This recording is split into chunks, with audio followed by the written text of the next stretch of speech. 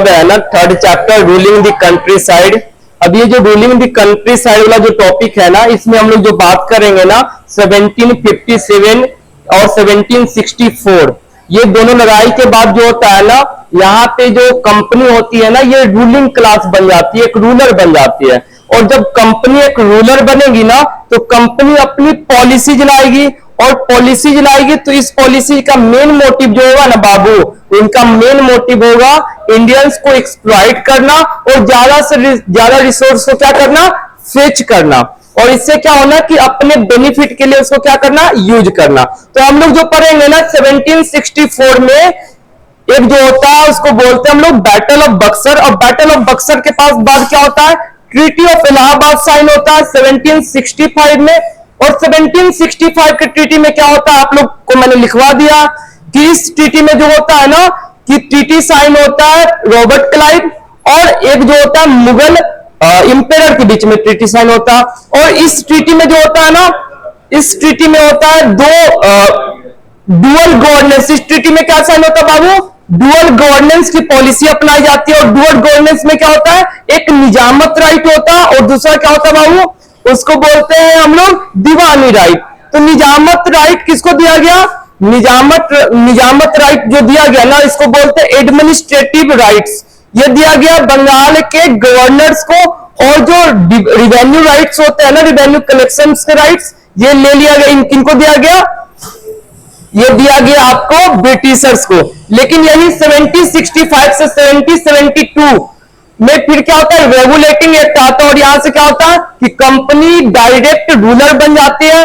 और कंपनी जब रूलर बनेगी ना, तो कंपनी अपनी पॉलिसी लाती है। तो आप लोग क्या जानते हो कि 1764 में क्या होता है बाबू, बैटल ऑफ, आप लोग क्या जानते हो, बैटल ऑफ प्लासी बाबू। और बैटल ऑफ प्लासी को जीतता कौन है, इसको विन कौन करता है बाबू, ब्रिटिश। जब इस बैटल को जीत लेगा ना बाबू, तो इस बैटल को जीतने के बाद क्या होगा, एक आउटकम होगा इस बैटल का, उसको हम लोग बोलते हैं आउटकम में क्या होगा, तो एक उसको बोलते हैं हम लोग बाबू, आउटकम क्या होता है इसका, ट्रीटी ऑफ इलाहाबाद। और इस ट्रीटी ऑफ इलाहाबाद में क्या होता है, इस ट्रीटी ऑफ इलाहाबाद में किसके बीच में होता, तो मुगल इंपेरर इलाहाबाद किसके बीच में साइन होता, मुगल इंपेरर और रॉबर्ट क्लाइव के बीच में, कंपनी ऑफिशियल मुगल इंपेरर और बाबू और रॉबर्ट क्लाइव के बीच में। अभी इस ट्रीटी में क्या होता, इस ट्रीटी में कंपनी ऑफिशियल रॉबर्ट क्लाइव को क्या मिलता, इनको मिलता है बाबू दीवानी राइट। इसको बोलते हैं, इस ट्रीटी ने क्या लाया, डुअल गवर्नेंस। क्या बोलते हैं बाबू, डुअल गवर्नेंस, मतलब गवर्नेंस ऑन डुअल लाइन। अब डुअल गवर्नेंस में क्या होता है बाबू, डुअल गवर्नेंस में बाबू होता आपको एक दो चीज मिलेगा। एक को क्या बोलते हैं हम लोग बाबू, निजामत राइट, और दूसरे को क्या बोलते हैं हम लोग बाबू, दीवानी राइट। अब बताइए निजामत राइट क्या होता है बाबू, निजामत राइट होता है एडमिनिस्ट्रेटिव राइट्स, मतलब क्या होता है बाबू, प्रशासनिक व्यवस्था को संभालना। क्या बोलते हैं बाबू इसको, एडमिनिस्ट्रेटिव राइट्स।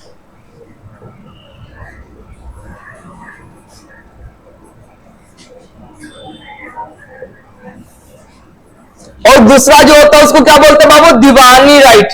दीवानी राइट मतलब क्या होता है बाबू, रिवेन्यू कलेक्शन का राइट्स। क्या बोलते हैं बाबू इसको, रिवेन्यू कलेक्शन राइट्स। अब ये रिवेन्यू कलेक्शन राइट्स किसको ट्रांसफर कर दिया गया, transfer to British East India Company. किसको बाबू, अब हम लोग यहाँ पे ईस्ट इंडिया कंपनी क्यों बोल रहे हैं बाबू, क्योंकि यहाँ पे रूल किसका था, ईस्ट इंडिया कंपनी का रूल था। और ये रूल बाद में जाके कहां पे चला जाता है, तो आप लोग क्या बोलिएगा, ये रूल बाद में जाके ईस्ट इंडिया कंपनी से ब्रिटिश क्राउन के बाद चला जाता है 1858 के बाद। 1857 का जो रिवोल्ट होता है ना बाबू, इसके पास बाद क्या होता है, पावर को ट्रांसफर कर दिया जाता। तो आप लोग बताइए, ये सब आप लोग को बहुत अच्छे समझ में आया, कहीं परेशानी आप लोग को। फिर हम लोग नेक्स्ट स्लाइड पे जाते हैं।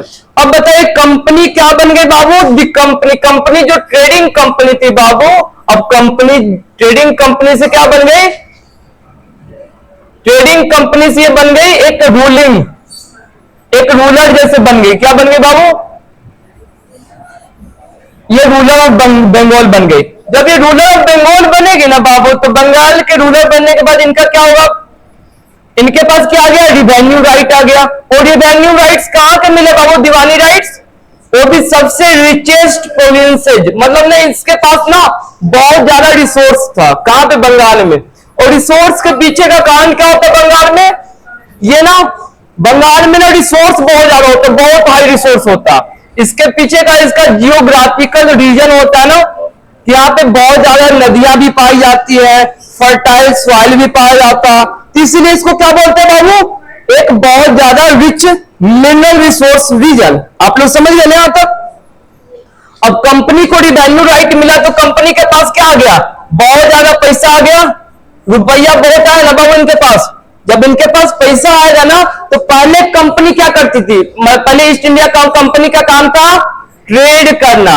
अब ट्रेड किसका बाबू, तो ये लोग ट्रेड करते थे बाबू किसका, बताइए आप लोग, स्पाइसीज का करते थे, और भी क्या करते थे बाबू, कमर्शियल क्रॉप्स का। अब बताइए कमर्शियल क्रॉप्स में हम लोग जानते हैं ना बहुत अच्छे से, कमर्शियल क्रॉप में आप लोग बहुत अच्छे से जानते हो क्या क्या आता, हम लोग जानते हैं जूट आता है, कॉटन आता है ना बाबू, इंडिगो आता। तीनों क्या करेंगे बाबू, इसका पहले हमारे यहां से ट्रेड करते थे और इसको यहां से खरीद के, कहां से, ईस्ट इंडिया कंपनी ट्रेड मतलब बाई करते थे, कहां से खरीदते थे बाबू, इंडिया से। अब इंडिया से कहां से, by from India, by India से करते थे।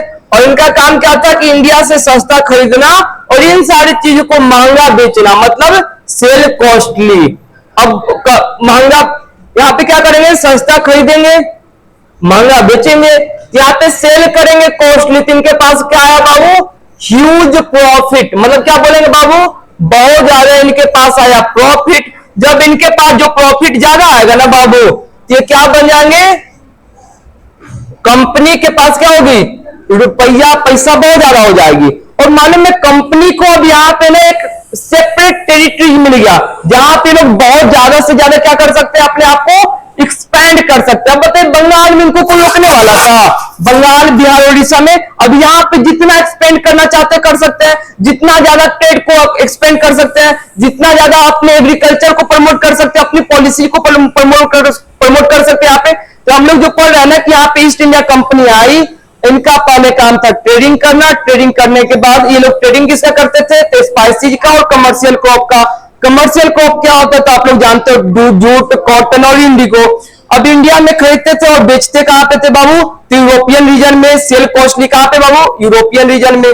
अब इनके पास इसके बदले में क्या आता था, ह्यूज प्रॉफिट आता था बाबू। अब ह्यूज प्रॉफिट का इस्तेमाल ये पहले क्या करते थे मालूम है, पहले जो ये खरीदते थे ना सामान, तो इसके लिए इनको क्या करना पड़ता था, पैसा देना पड़ता था। और पैसा कहां से आता था इनके यहाँ पे, तो गोल्ड और सिल्वर कहां से लाते थे बाबू, अपने यूरोपियन रीजन से। तो इंडिया के पास क्या था, हमारे पास पॉजिटिव ड्रेन ऑफ वेल्थ था, पहले वहां से पहले वहां से पैसा हमारे यहाँ आता था, अब यहां से पैसा वहां जा रहा। समझ रहे हो ना, इनकी हम लोग क्या समझ, इनकी पॉलिसी पर है। तो बताइए पहले ये क्या था, ईस्ट इंडिया कंपनी की जो ट्रेडिंग पॉलिसी थी, कब से किसके पहले बाबू, 1764 से पहले। इससे पहले ये लोग क्या करते थे, हमारे यहाँ ट्रेड करते थे, क्या सामान खरीदते थे और बदले में क्या करते थे बाबू, रिटर्न के तौर पे हमारे यहाँ पे बहुत ज्यादा सोना बेचते थे, सिल्वर बेचते थे। क्या बेचते थे बाबू, गोल्ड, सिल्वर। अब इंडिया क्या थी उस समय, इसीलिए बोला जाता है कि इंडिया सोने की चिड़िया थी। वर्ल्ड ट्रेड को इंडिया कंट्रोल करने वाली थी, वर्ल्ड ट्रेड को।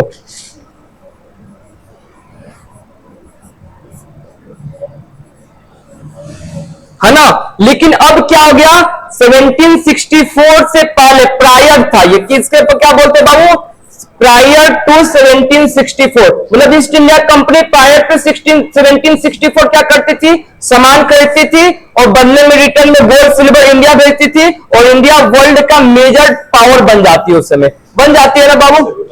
हाँ हाँ, तो बाबू वर्ल्ड ट्रेड का मेजर पावर बन जाती थी ना। लेकिन अब क्या हुआ, अब इंडिया 1764 के बाद, मतलब यहां पे मान लीजिए आफ्टर 1764, तो आफ्टर में क्या कंडीशन होगा बताइए आप लोग। आफ्टर में ये होगा बाबू कि यहां से सामान खरीदेंगे, बेचेंगे, दूसरे जगह पे प्रॉफिट मिलेगा, और प्रॉफिट इनके पास बहुत पैसा आएगा, बहुत पैसा आएगा। और उसके बाद पैसा तो इनके पास आ रहा, अब इससे अब ये चीज और भी करते, यहां तक आप लोग समझ आए ना, हम लोग आगे बढ़ते हैं। अब अब बताइए, ईस्ट इंडिया कंपनी अब क्या बन गई बाबू? रूलर बन गए। अब रूलर का काम क्या है कि आप कहें कि रूलर बन जाते हो बाबू, तो आप उसके लिए क्या करोगे? आप पॉलिसीज लाओगे। पॉलिसीज लाओगे ना, तो पॉलिसीज, अब बताइए कि अब ब्रिटिश लोग तो बोलेंगे व्हाइट रेसिस्ट पॉलिसी, बोलते थे ना कि जो व्हाइट रेस है एक सुपीरियर रेस है, हम लोग बहुत एजुकेटेड हैं, हम लोग बहुत ज्यादा ना इंस्टीट्यूशनल सेटअप करते हैं, डेमोक्रेटिक कंट्रीज बनाना चाहते हैं, लोगों के जीवन में विकास लाएंगे। बट इनकी एक जो पॉलिसी है ना, वो लोगों को बेवकूफ करने वाली पॉलिसी होता। इसलिए मालूम है, इनकी पॉलिसी, जो कोई भी पॉलिसी होगी ना बाबू, इसको बोलते हैं एक्सप्लॉइटेटिव पॉलिसी। इनका मेन मोटिव था इंडियंस को एक्सप्लॉइट करना था ना बाबू। अब एक्सप्लॉइटेटिव पॉलिसी में क्या करेंगे? इनका एक्सप्लॉइटेटिव पॉलिसी होगा हमारे यहाँ पे, हमारा जो देश है ना बाबू, उस देश को हम लोग बोलते हैं एग्रीकल्चरल कंट्री। क्या बोलते हैं बाबू? यहाँ पे एग्रीकल्चर हमारी क्या है? सबसे, हमारे देश के में ज्यादातर लोग गांव में रहते हैं, और आप लोग जानते हो ना गांव का मेजर प्रोफेशन क्या होता? तो आप लोग जानते हो खेती होता। तो हमारा जो देश है ना कृषि प्रधान देश है, और इन लोगों ने क्या किया? हमारे यहाँ पे एक्सप्लॉइटेटिव करने के लिए हमारे यहाँ पे ने क्या किया? अपनी रिवेन्यू पॉलिसी लाते हैं। अब रिवेन्यू पॉलिसी कहाँ पे? तो हम लोग जानते हैं, हम लोग बहुत अच्छे से जानते हैं रिवेन्यू पॉलिसी किस में लाएंगे। तो हम लोग जानते हैं ये लोग एग्रीकल्चर में लाएंगे, तो इसको क्या बोलते हैं हम लोग बाबू? Land revenue policies. क्या बोलते हैं बाबू इसको?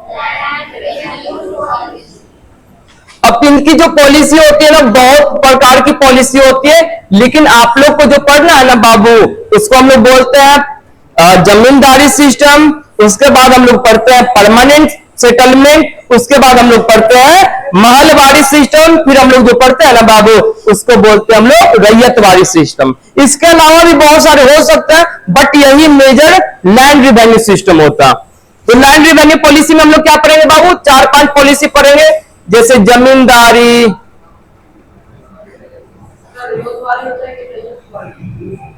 रैयतवारी। जमींदारी के बाद हम लोग जो पढ़ेंगे ना, इसका क्या नाम होगा? बताइए आप लोग? Permanent settlement. क्या पढ़ेंगे बाबू?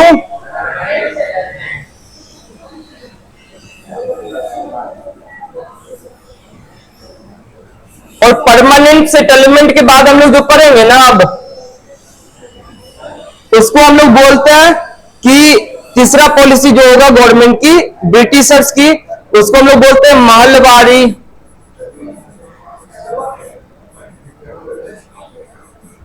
फिर जो उसके बाद हम लोग जो पढ़ेंगे ना, उसको बोलेंगे रैयतवारी। तो ये सारी इनकी पॉलिसी थी क्या करने के लिए? इंडियन पीजेंट से क्या करना? रिवेन्यू कलेक्ट करना, रेंट कलेक्ट करना। अब इससे बताइए कि इंडियन पीजेंट से जब रिवेन्यू कलेक्ट किया जाएगा तो लोग क्या होंगे? एक्सप्लॉइटेड तो होंगे ना।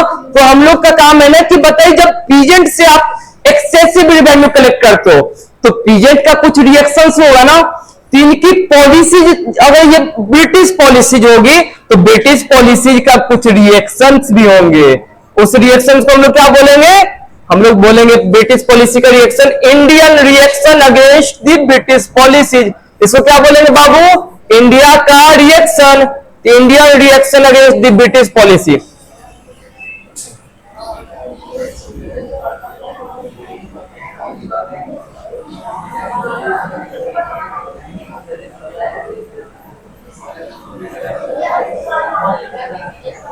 आप लोग बताइए कि इंडियन रिएक्शन जो होगा ना, वो 2 प्रकार का होता। एक को बोलते हैं हम लोग रिवोल्ट, और दूसरे को बोलते हैं हम लोग मूवमेंट। क्या बोलते हैं बाबू? रिएक्शन कितने प्रकार के? तो क्या पढ़ाओगे? 2 प्रकार के। एक को क्या बोलेंगे? रिवोल्ट, और दूसरे को क्या बोलेंगे? मूवमेंट।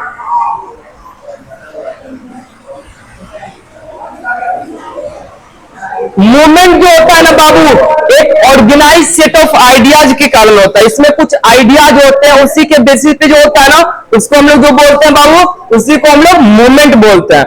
बट जो ये होता है ना रिवोल्ट, ये होता है सप्रेसिव होता, फाइटिंग नेचर का होता। मतलब ना ये जो होता है ना सप्रेसिव होता है, मिलिट्री रिवोल्ट्स होता, वायलेंस एक्टिविटीज होते हैं। बट मूवमेंट का एक सर्टेन ऑब्जेक्टिव्स होता। सप्रेसिव मतलब उनको क्या करना ना, उनको सताना, एक्सप्लॉइट करना, इसको बोलते हैं सप्रेसिव बोलते हैं। किनका मोटिव था ना, इंडियन को जितना भी ज्यादा हो सके ना सप्रेस कर देना, उनको क्या करना, एक्सप्लॉइट करना। फिर हम लोग अभी तक पढ़ लिया ना, हम लोग पिछले क्लास में ना क्या पढ़ चुके हैं, जमींदारी और परमानेंट सेटलमेंट हम लोगों ने पहले पढ़ लिया। हम लोग जो आज पढ़ने वाले हैं ना कि प्रॉब्लम विथ परमानेंट सेटलमेंट, आप लोग पढ़ चुके हो ना जमींदारी और क्या बोलते हैं परमानेंट सेटलमेंट। आज जो हम लोग पढ़ेंगे ना वो प्रॉब्लम विथ परमानेंट सेटलमेंट, और आप लोग अलाउ करोगे तो मैं एक एग्जाम्पल के थ्रू आप लोग को समझा सकता हूं।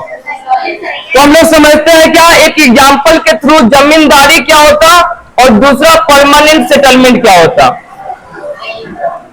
और ये दोनों जो होता है ना इंडियन पीजेंट को कैसे एक्सप्लॉइट करता था। तो जमींदारी सेटलमेंट क्या होता है और परमानेंट सेटलमेंट क्या होता, ये सब हम लोग आज समझेंगे। तो यहाँ पे क्या होता है आप लोग जानते हो ना कि इंडिया में क्या होता है, एक कम्युनिटी का नाम है जिसको बोलते हैं हम लोग पीजेंट। क्या बोलते हैं बाबू, पीजेंट कम्युनिटी बोलते हैं। अब ये जो पीजेंट कम्युनिटी है ना, इसका काम क्या होता है, एग्रीकल्चर प्रैक्टिस करना। इसका काम क्या होता है, जो प्रोडक्शन करना, क्रॉप प्रोडक्शन करना। अब इसके बाद क्या था बाबू कि एक दूसरा इंडिया में रूलर्स, इंडिया में एक रूलिंग क्लास आ जाता है, उसको हम क्या बोलते हैं, ब्रिटिश। अब बताइए इंडिया में जो रूलिंग क्लास होगा ना ब्रिटिश, इसका क्या काम था कि इंडिया में रूल करना, इंडिया में रिवेन्यू को कलेक्ट करना, इंडिया को एडमिनिस्टर करना। यही काम था ना कि इंडिया में ज्यादा से ज्यादा रिवेन्यू कलेक्ट करे। इनके पास जितना ज्यादा रिवेन्यू होगा ना उतना ज्यादा इनके पास क्या होगा, ड्रेन ऑफ वेल्थ होगा, इनके पास उतना ही ज्यादा पैसा होगा। बात करोगे तुम जी, ध्यान नहीं देना यहां पे। पीजेंट का काम है क्रॉप प्रोडक्शन करना, इसका काम है ब्रिटिश का रिवेन्यू को कलेक्ट करना। यहाँ पे जो पीजेंट है ना इनका काम क्या होगा, वो प्रोडक्शन करना, इनका काम है रिवेन्यू को कलेक्ट करना। तो पहले मालूम ना मुगल टाइम से ही ना हमारे यहाँ पे कस्टमरी टैक्स का रिवाज चल रहा। कस्टमरी टैक्स मतलब एक कस्टम जैसा है कि अगर प्रोडक्शन कुछ कर रहे हो तो उसका कुछ पार्ट किसको दोगे, उसका कुछ पार्ट हम लोग देते हैं, मालूम है किसको, स्टेट को देते हैं। अब ये जो मालूम है अगर मान लिया जाए ना 1/3 पार्ट जो होता है ना पीजेंट, 1/3 पार्ट किसको देते हैं, पीजेंट टोटल प्रोडक्शन के 1/3 पार्ट जो होता है ना वो स्टेट को ट्रांसफर करते हैं 1/3।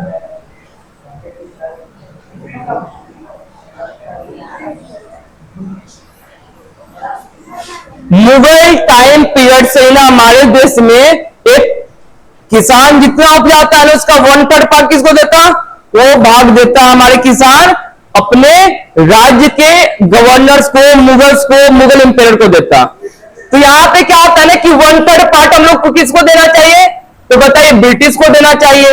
लेकिन बताइए ब्रिटिश चाहती थी ना कि इस रिवेन्यू कलेक्शन में वो इंटरफियर ना करे, उनको जितना चाहिए उसके लिए उनको बहुत सारे ऑफिशियल्स को रिक्रूट करना पड़ता।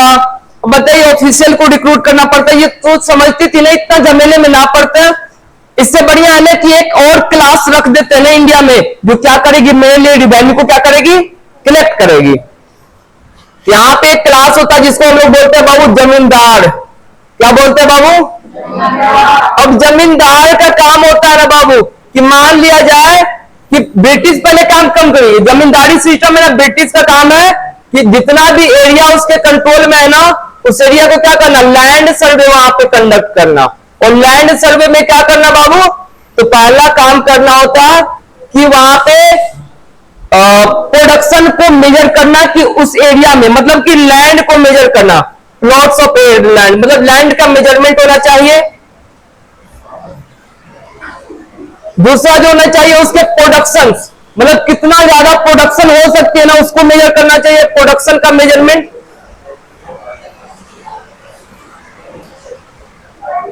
अब जब प्रोडक्शन मेजर हो जाएगा ना बाबू यहाँ पे तो क्या करना चाहिए, यहाँ पे एक अमाउंट ऑफ जो मतलब कलेक्शन होनी चाहिए ना, कितना ज्यादा टैक्स देना है, कितना ज्यादा टैक्स लेना है लैंड रिवेन्यू के तौर पे। यहाँ पे क्या फिक्स करना, रिवेन्यू को एस्टिमेट करना। क्या करना बाबू, रिवेन्यू को एस्टिमेट करना कि इस एरिया में कितना ज्यादा रिवेन्यू को हम लोग को कलेक्ट करना। समझ आया बाबू? अलग समझ आप लोग? अब यहाँ पे आप लोग समझिए ना कि सपोज करिए ना कि यहाँ पे एक किसान है जिसका नाम है बाबू राम, नाम है इस बेचारे का, भगवान राम। ये बेचारे ये जो खेती करते हैं ना, ये किसान हमारे देश के, जो हमारे देश के अन्नदाता हैं, इनको भगवान का भी नाम है।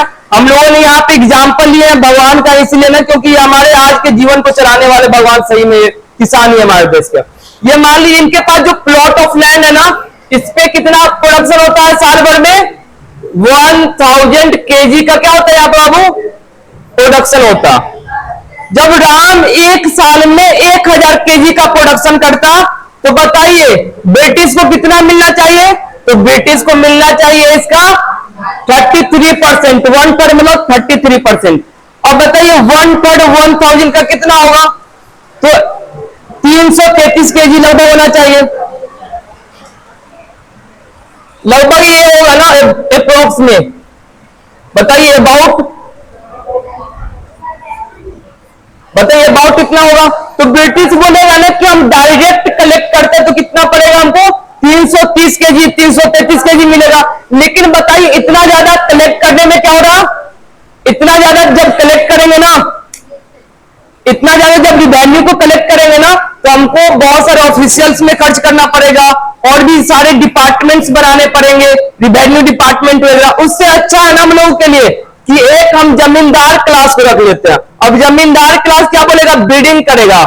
अब जो सबसे ज्यादा बिडिंग में हमको बोलेगा ना कि इतना लैंड पे हम सबसे ज्यादा बिड करेंगे, उसी को क्या किया जाएगा? लैंड ग्रांट्स दिया जाएगा। तो बताइए अब यहाँ पे जमींदार के बहुत सारे क्लास होंगे। एक बोलेगा ना कि 333 केजी के बदले ना, अब कोई बोलेगा कि हम 250 केजी देंगे, है ना? कोई बोलेगा कि हम 300 केजी देंगे, कोई बोलेगा 320 केजी देंगे। तो जो सबसे ज्यादा बोलेगा ना देने के लिए, उसी को क्या मिलेगा बाबू? बिडिंग राइट्स मिलेंगे। उसी को क्या मिलेगा? जमींदारी राइट्स मिलेगा। तो ब्रिटिश जमींदारी राइट्स किसको देगा? जो 320 केजी ब्रिटिश को ट्रांसफर करेंगे ना बाबू? तो बताइए जमींदारी राइट्स इसको मिला, इसको क्या काम है? इसको 320 केजी दे देना। लेकिन इसको मिलना कितना चाहिए? पीजन की तरफ से रियल में मिलना चाहिए इसको लगभग 333 केजी। लेकिन ये मालूम है हमारे यहाँ के जमींदार जो होते हैं ना, वो स्ट्रॉन्ग कम्युनिटी होते हैं, रूलिंग कम्युनिटी होते हैं। हमारे यहाँ पे जो पीजेंट होते हैं ना बाबू, वो ना दबे गुचले लोग होते हैं। उनका क्या किया जाता है हमारे समाज में? उनको एक्सप्लॉइट किया जाता है बड़े क्लास के द्वारा, हायर क्लास के द्वारा। ये लोग क्या करें मालूम है? जबरदस्ती बोलेंगे तुमको 333 नहीं, तुमको कितना देना? तुमको देना है, मान लो इनसे 400 केजी मांग ले। अब जमींदारी सिस्टम नहीं चलता बाबू, इसलिए नहीं चल रहा, ठीक है ना? जमींदारी सिस्टम को एबलिश कर दिया गया। अब यहाँ पे क्या होगा? इनको कितना देना है रिटर्न में? इनको देना है 320 केजी। तो बताइए जमींदार को प्रॉफिट में कितना हुआ? 80 केजी। अब यहाँ पे जमींदार क्या कर रहा है? एक्सप्लॉइट कर रहा है पीजन को।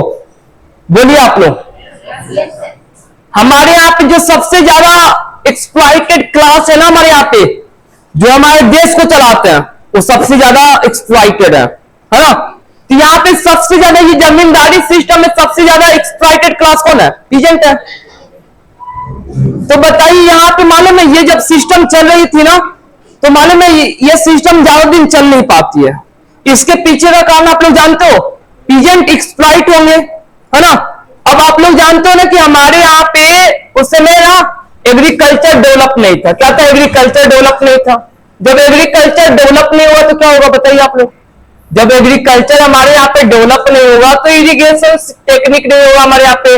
हमारे यहाँ पे ना जो मॉडर्न फार्मिंग मेथड हम लोग यूज करते हैं, जैसे कि हाई यील्डिंग वैरायटी के सीड्स हम लोग यूज करते हैं, हम लोग केमिकल फर्टिलाइजर्स यूज करते कि नहीं करते हैं? आप सभी लोग करते हो ना खेती में, जिससे कम जमीन में ज्यादा प्रोडक्शन होता है। लेकिन इनके पास ये सारी फैसिलिटी थी। आपसे पूछेगा इरिगेशन था? नहीं था। आपसे पूछेगा मॉडर्न फार्मिंग मेथड था? नहीं था। तो यहाँ पे मॉनसून फेलियर भी होता है भाई। इनको देना है 400 केजी, लेकिन ये अगर मान लीजिए इनकी उपज हो जाती है किसी भी साल में ना 1000 केजी के बदले यहाँ पे मान लीजिए कि सपोज करो कि प्रोडक्शन 1000 केजी ना हो, मान लो ना कि 200 केजी हो, सपोज कर लो आप लोग। अब यहाँ पे मालूम है 200 केजी होगा तो क्या होगा, बोले क्या होगा, ये जमींदार क्या करेगा ना, इस पीजेंट का ना जमीन हड़प लेगा। जमीन मतलब पीजेंट का दो ही बेचारे के पास अब बच जाता है ऑप्शन, या तो तुम क्या कर लो जमीन दे दो, किसको दे दोगे जमीन, जमींदार को ट्रांसफर कर दो, या दूसरा ऑप्शन आपके पास क्या बच जा रहा है बताइए, कि आप लोग क्या करोगे ना, दूसरा ऑप्शन मनी लेंडर से पैसा लोगे, और मनी लेंडर का काम क्या है, आपसे बहुत हाई रेट पे पैसा देगा, और आपकी एग्रीकल्चर उतनी अच्छी नहीं है, आपको तो टैक्स भी देना कि उसको आप रीपे कर पाओगे। जब आप रीपे नहीं कर पाओगे तो कहां फंस जाओगे, डेप्ट ट्रैप में, और आपकी जमीन को क्या कर लिया जाएगा, छीन लिया जाएगा। समझ रहे हो, और जमींदार को छीनना पड़ता, क्योंकि अगर ये नहीं देगा ना उसको रिवेन्यू, मतलब अगर ये ब्रिटिश को नहीं देगा तो जमींदारी राइट छीन लिया जाएगा, क्योंकि इसने क्या करार किया 320 केजी देंगे, यही है ना। तो हमारे यहाँ ये सिस्टम था, इरिगेशन नहीं था, और भी सारे फैसिलिटीज नहीं थे, और फैसिलिटीज नहीं होंगे तो क्या होगा, एग्रीकल्चर डेवलप नहीं हो पाएगा। अब बेचारा ब्रिटिश को क्या था ना, पैसा एक पैसा खर्च करना नहीं था, इंडियन को लूटना था। तो मालूम है क्या बोले, बोले ना कि ये जो हम लोग यहाँ पे जमींदारी में ना जो हम लोग टैक्स ले रहे हैं ना, एक रिवेन्यू का कलेक्शन कर रहे हैं ना, जितना भी रेट ऑफ रिवेन्यू कलेक्शन जो भी है, रिवेन्यू रेट जो भी है ना, उसको हमेशा के लिए फिक्स कर देंगे तो क्या होगा, और बोले ना कि इसको हमेशा के लिए फिक्स कर दे रहा है।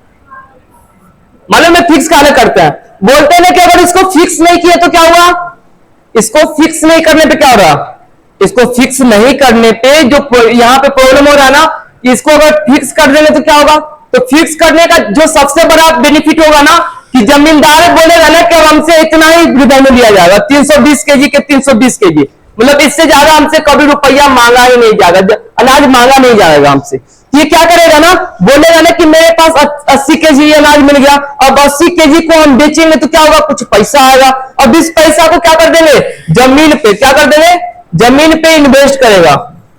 हमारे पे क्या होता है, जमीन पे, लैंड पे, यहां पे क्या करेगा, लैंड पे इन्वेस्ट करेगा उसको, और लैंड पे इन्वेस्ट करेगा तो क्या होगा,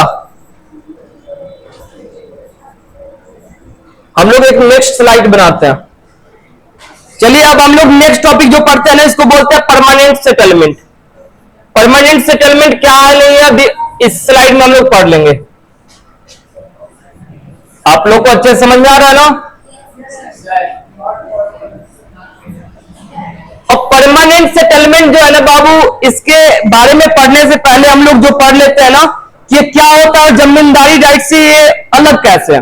तो जमींदारी में क्या था बाबू, कि हम लोग इसमें क्या किया गया ना, कि यहां पे पीजेंट होगा,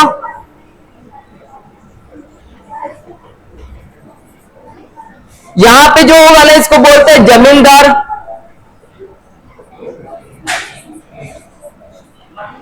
अब जमींदार को मालूम है। और इसके बाद तीसरा जो होता मेन अथॉरिटी, ब्रिटिश अथॉरिटी जो होता, आपकी ब्रिटिश अथॉरिटी हो गया। अब यहां पे क्या हुआ ना, इसमें बोला ना कि तुम इससे ले लो पैसा, उसके बाद तुम हमको दे दो, यही ना। तो बोला ना कि तुमको इससे जो लेना है तुम लो, हमको उससे कोई लेना देना नहीं है। हाँ सर, 400 केजी। अब इसके बाद इनको कितना देना, इनको देना 320 केजी। यस, ये 320 केजी इनको देना, समझ रहे हो ना। अब यहाँ पे क्या बोला ना, ब्रिटिश बोला कि फिक्स कर दो, ब्रिटिश क्या बोला, इसको फिक्स कर दीजिए। क्या बोलोगे बाबू, ब्रिटिश बोला कि इसको फिक्स कर दो। अब बोला ना ब्रिटिश के अगर इसको फिक्स कर देंगे ना तो जमींदार को इतना ही देना है, तो जमींदार क्या बोलेगा, मेरे पास कितना 80 केजी है। अब बताइए, जीवन में आगे बढ़ना है ना बाबू तो इन्वेस्टमेंट जरूरी है, और सबसे बड़ा इन्वेस्टमेंट कुछ चीज में होता है ना, तो पढ़ाई में होता, और पढ़ाई में इन्वेस्टमेंट करना है ना, सीखना है ना कुछ, तो कहां पे आना है पढ़ने, जानते हो ना आप लोग, दी अभय कोचिंग इंस्टीट्यूट, क्योंकि इससे बढ़िया कहीं पढ़ाई हो पा रही है और कहीं ना होगा। तो मालूम है जमींदार क्या किया, भैया डेली डेली के 2 पैसा कमाने से बढ़िया है ना 80 केजी के मान लिया जाए ना, कि इसको मान लिया जाए कि 80 केजी है, तो इसके पास 800, इसके पास 2000 रुपया आ गया। तो बोला ना कि 2,000 रुपया के हम क्या करेंगे, जमीन पे इन्वेस्ट करेंगे। अभी जब विजन को बोला कि तुम्हारी जमीन है ना भाई लैंड, इस पे हम क्या करेंगे, लैंड पे इन्वेस्टमेंट करेंगे। अब इन्वेस्टमेंट करेंगे तो क्या होगा, लैंड की फर्टिलिटी बढ़ेगी। इससे क्या होगी बाबू, फर्टिलिटी बढ़ेगी।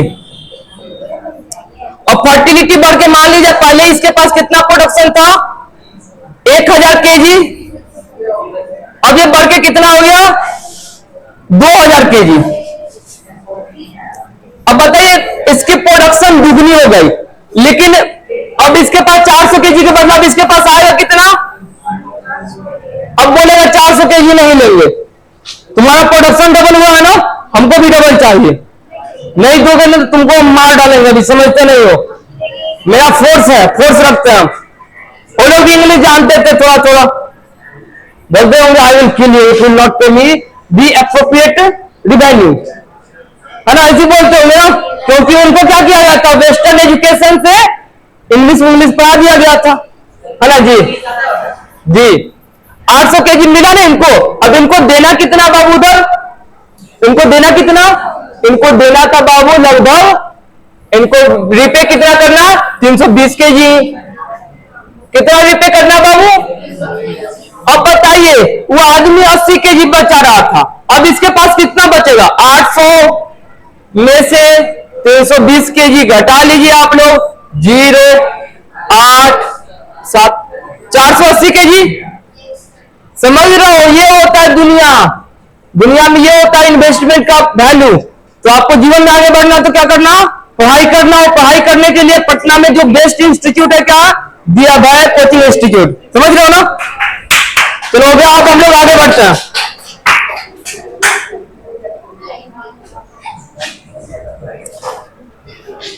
अब हम लोग पढ़ते हैं परमानेंट सेटलमेंट का।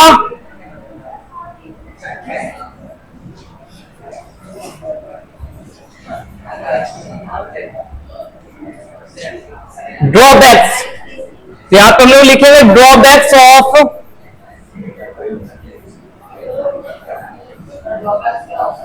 ड्रॉबैक्स मतलब ना कि बाबू इसकी बहुत सारी ना कमियां होती है, खामियां होती है, किसके लिए, इंडियंस पे। तो इसका ड्रॉबैक्स किस पे पड़ेगा बाबू, पहला जमींदार पे,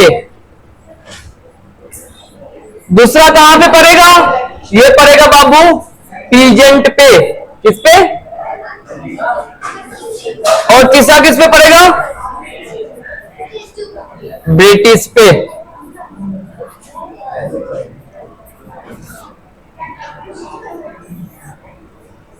अब हम लोग पढ़ रहे हैं कि इसका जमींदार क्या बोला इसके बारे में। जमींदार बोला ना कि भैया बहुत अच्छा टोपी पहनाते हो, समझिए ना। ब्रिटिश को बोला कि टोपी बहुत अच्छा पहनाते हो, तुम बोले ना कि भैया बहुत इनकम होगा, इन्वेस्टमेंट करो, बहुत जमीन आएगा, बहुत पैसा आएगा, तुम उसके बाद इन्वेस्टमेंट करो। तो बोला तुम इतना ना हमसे ले रहे हो ना भाई टैक्स, कि हमारे पास कुछ बचे तब ना इन्वेस्टमेंट करें। तो बोला कि तुम जितना दे रहे हो ना, fix revenue is very high, क्या बोलेगा, fix revenue is very high, और क्या बोलेगा, डिफिकल्ट टू पे, डिफिकल्ट टू पे। अब यहां पे किसको डिफिकल्ट होगा बाबू, बताइए किसको डिफिकल्ट होगा, जमींदार को डिफिकल्ट होगा। जमींदार बोलेगा भैया हाथ उठा दे रहे हम, पैसा वैसा इन्वेस्टमेंट नहीं करेंगे। दूसरा बात बोलता है क्या कि मान लो हम इन्वेस्टमेंट कर दिए और किसी साल में प्रोडक्शन कम हो जा रहा, तुम तो हमसे मांगोगे ना कितना, जितना फिक्स है उतना दो, और किसी दिन हम इन्वेस्टमेंट कर दिए 1-8 लाख रुपया, और मेरा क्या हुआ ना कि प्रोडक्शन कम हो गया, हम दे नहीं पाएंगे, तुमसे हमसे क्या कर लोगे, जमींदारी राइट ले लोगे हमसे। तो बोला ना कि इफ अनेबल टू पे, अगर अनेबल हो जाओगे क्या करने में, पे करने में, इफ अनेबल टू पे तो क्या होगा,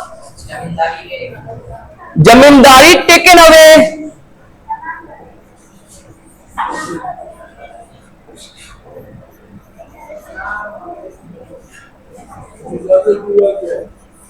जमींदारी छीन लेगा। अभी जमींदारी क्या होगा, जमींदारी राइट सोल्ड ऑफ हो जाएगा। क्या हो जाएगा बाबू,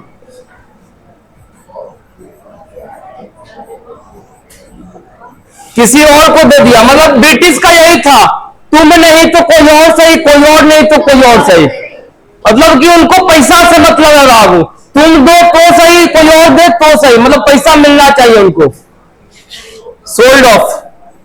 तो बोला कि तुम उसके साथ, तुम्हारे तुम्हारे साथ हम कोई ऐसा रिलेशन नहीं बनाएंगे ना जिसमें हम फंस जाए। तुम्हारा काम है फंसाने का, तो हम ये सब नहीं करेंगे। कौन बोला बाबू? जमींदार बोलता। अब हम लोग जो पढ़ते हैं ना, टाइम कितना हो,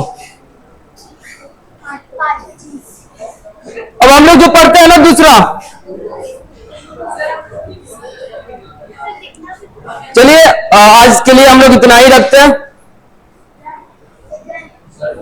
सर को बुला दो।